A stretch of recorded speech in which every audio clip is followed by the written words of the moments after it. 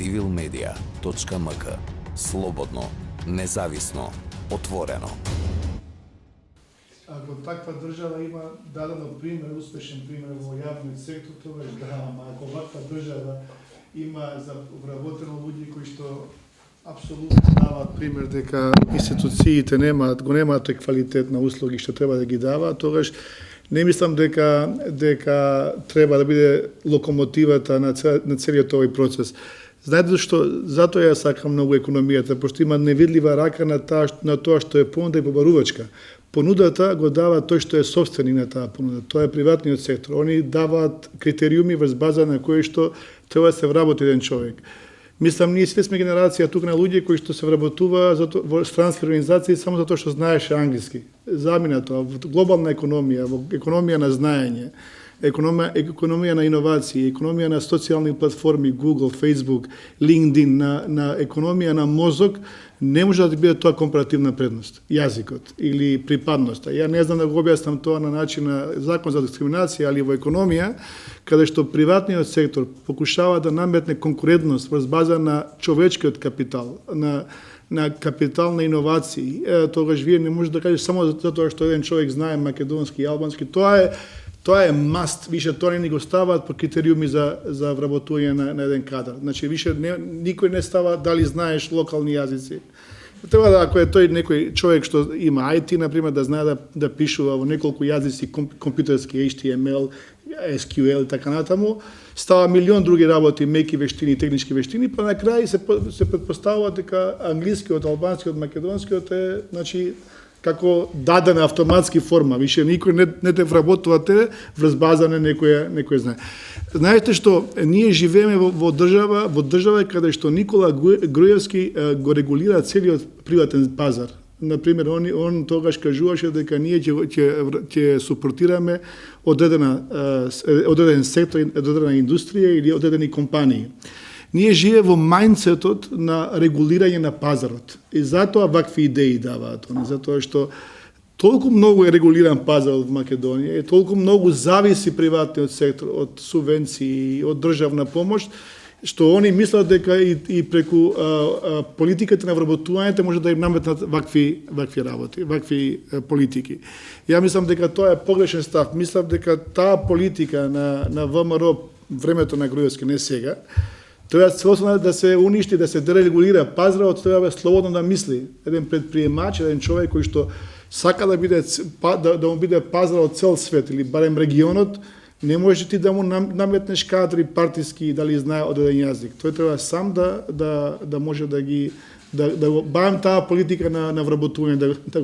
Ama ako imate vi kompaniji koji što сега, evo, da kažeme zemljodelije ili na primjer gradežništvo koji što zavisa od subvencijite na državata, toga i oni trpat vakvi insinuaciji ili vakvi glupi ideji od ljudi koji što na vistina nema nikovaš ne rabotili u privatni sektor, a kamoli da napravati politiki.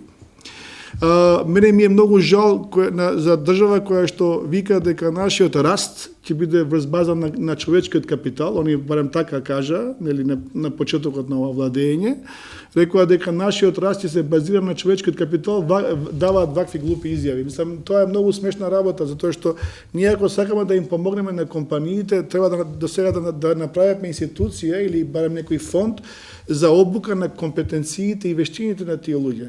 Ние сега моментално немаме странски инвестиции, затоа што немаме компетентни луѓе. Не викаат, они немаат луѓе за знање локални јазици, викаат не произведувате, например, електроинженери или инженери по некоја друга струка. Немаме луѓе, ние цела Македонија да ја превртиш, таков кадар немаме. Имаме стапка на невработеност 30%, 25-26%. Ние немаме луѓе. Како можеш да привлечеш странски инвестиции кога вие имате дефицит на одреден кадар? IT професионалци немаме. Сега дошло па јазикот. Мислам дека овие компетенции се многу поважни него што е јазикот. Мислам дека јас бе повише спремен за да разговарам околу помошта што ја дава државата, ама добро и околу тоа прашање имам. Не, ја можам да кажам неколку работи, многу кратко за помошта која што дава државата за COVID, например. Позитивна работа е што, нели, као и сите други држави, ние сме тука близко во тие, они ги викаат emerging economies или економии во раст, кои што имаат базирано пропорционално од GDP, од брутно домашниот производ, има дадено помош. Али ја имам сега изјави на вице-премиерот Битичи, кој што вика дека свежи пари се инектирани 240 милиони, а премиерот вика 500 милиони. Тоа се 2% на Битичи и 5% или 4 до 5% на Зоран Заев. Кај е рестото направите, ја не знам. Треба да дадат они изјава, например, зашто вице-премиерот вика дека 240 милиони евра се предвидени за помош, а премиерот Заев вика дека ќе биде дадени 500 милиона. Има некој вид на некоординираност тука во... Се мисли на 5 и 7 месеци? Не, за овој. Вкупната помош вика ќе биде 500 милиона. Ако има 5, ама не, мислам дека со ова ќе биде завршено тој сет, што нели соодносот на помошта која што се инектира во економијата, во споредба на GDP, во овие држави кои што се сиромашни е во сооднос со јавниот долг. Ако вие викате дека ќе даде малце поише, тогаш ќе порасне јавниот долг и вие нема да може да ги инектирате тие пари. Но тоа не ми е мојот фокус.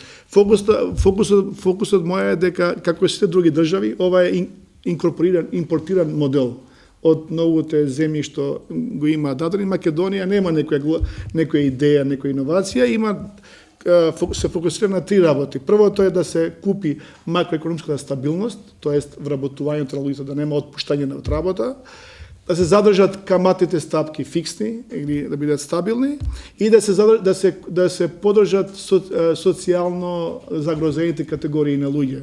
Тоа што викаат они household incomes.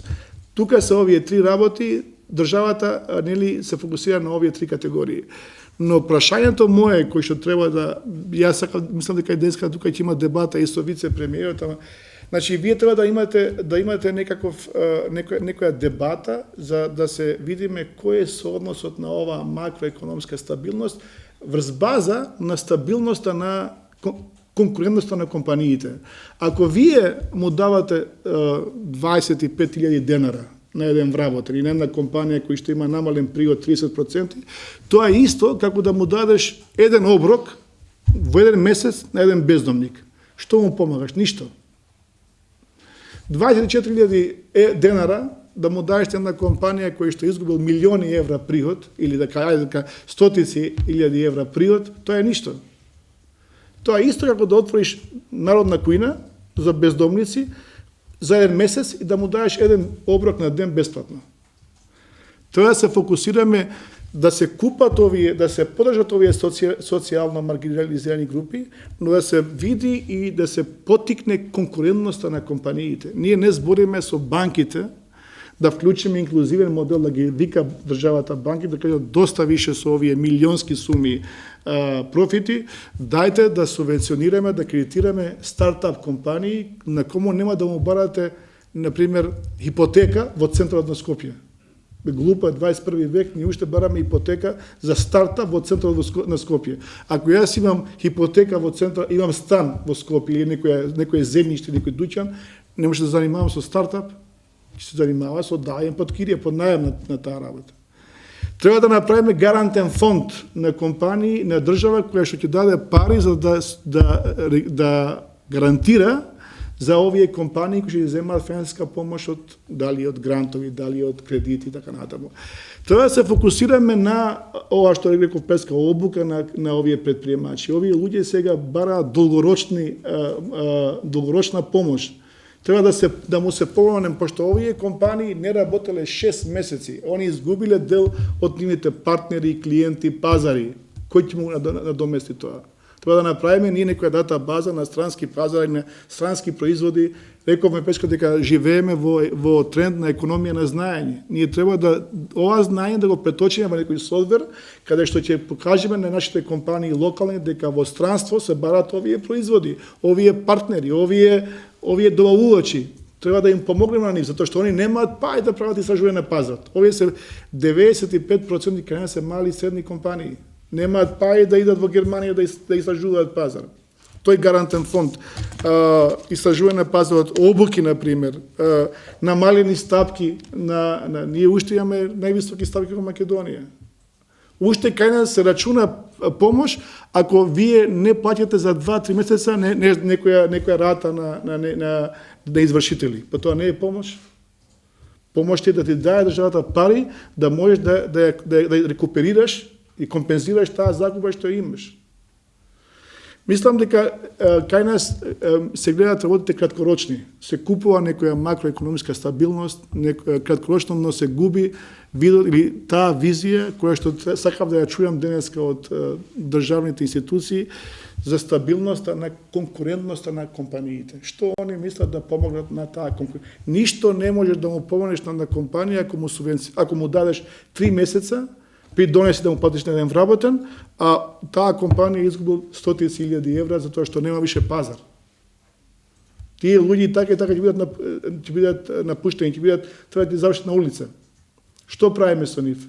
Кој ќе ги обучи тие? Кој ќе ги доквалификира? Ние имаме таква ситуација 91 година кога правиме приватизација. Никој со тие луѓе кои што завршија на пазарот на труд од процесот на приватизација, никој со нив не се занимаваше. Затоа стана социјален трошок станаа се тие луѓе. Протестираа во Македонија 20 години. Никој со нив не се однесуваше правично, добро, да ги земе и да ги дообучи, да ги доквалификува за овие трендови што сега ги имаме во економија. Ние сега пак се вртиме во круг. Даваме, инектираме малце пари, 14.000 денара, 240 милиона евра кредит, како се вика, пакет, даваме малце, купуваме еден ден, 2 дена и после пак ништо не помагаме тоа што е систематска помош, долгорочна помош. Уште еден коментар за етничкото те молам, пошто ја за овие другите не сум експерт. Знаеш, од каде потегнува цата дебата? Затоа што Европската комисија многу јасно кажала во сите извештаи за Македонија дека имате пренатрупување на јавната администрација. Држава која што има 2 милиона жители, има 150.000 вработени во јавна администрација, а цела Европска комисија во Брисел има околу 70.000, а обслужува 27 членки од Европска унија. Премногу. И така да целиот ова дебата, например, го најави и премиерот Заев, кога имаше кампања дека 20% од луѓето треба да се отпуштат. Сега, кои се ти 20%? Значи, ако вие отпуштате, тие или ќе станат социјален трошок на целото општество, или некој треба да ги абсорбира. Приватниот сектор, ако ги абсорбира, тогаш Артан Груби се плаши дека ќе има помалце гласачи 2025 година. Он сака да ги вдомува албанците на Дуи, не сите албанци. Не е проблем. Пенсионирање од јавниот сектор да ги префали во па кај ќе ги или во Германија да ги земе Меркел, или Меркел да ги земе во Германија или да ги земе приватниот сектор. Или ќе се работат кај сите нас преку нашите даноци, ќе станат социјален трошок. Сега, во држава каде што се знае дека јавниот сектор контролира 90% од ресурсите, дали пари, дали вработување, ти се гласачка машинерија. Тоа не е некоја работа што ја кажувам јас сега, тоа е јавна тајна. Значи, Дуи ги добива изборите зашто има 30.000 вработени во јавна администрација, они со таа група играат. 30 по 4 членови на фамилија, се 120. 100 до 120.000 се движи нивната бројка. Они нон-стоп ги купуваат тие луѓе. Сега, ако вие 20.000 треба да ги отпуштите, дел од тие ќе бидат албанци. И сега Дуи сака равноправност. Па добро, окей, значи знаеш како е, има една албанска поговорка, не знам сега како да ја... Ако еден глуп идиот фрла едно камче во бунар, треба 100 памети, треба да после да тој камен да го извадат.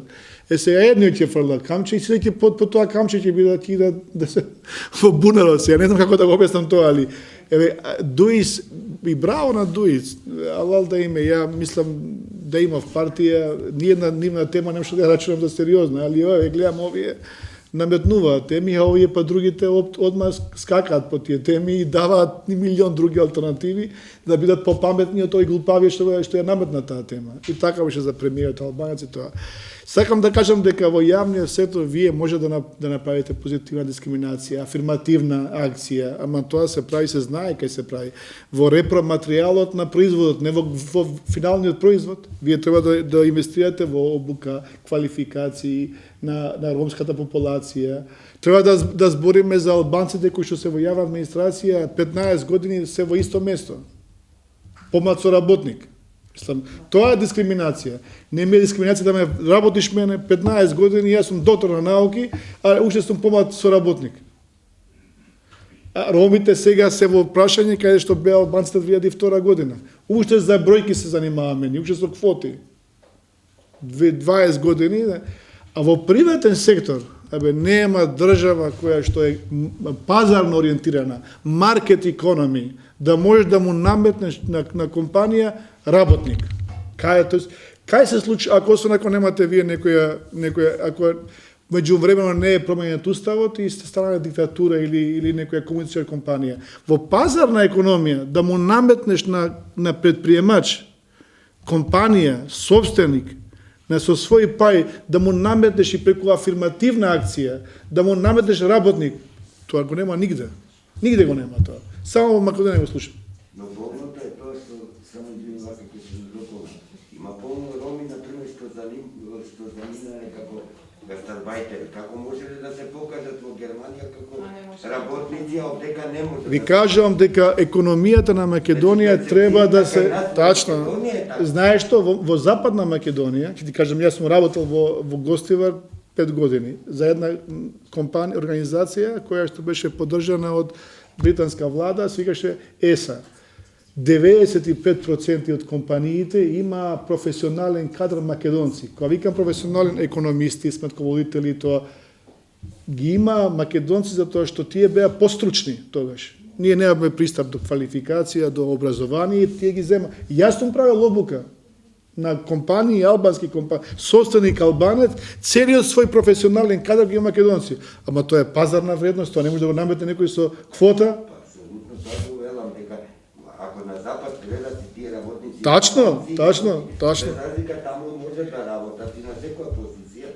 Одека кај нас ме некако Јавна администрација, ајде, некако ќе проголтам дека ќе направиме афирмативни, ама пак афирмативни не во финалниот производ, во вработување, во репроматеријалот, во образование, во квалификации, во обука, да го направиш човекот повработлив.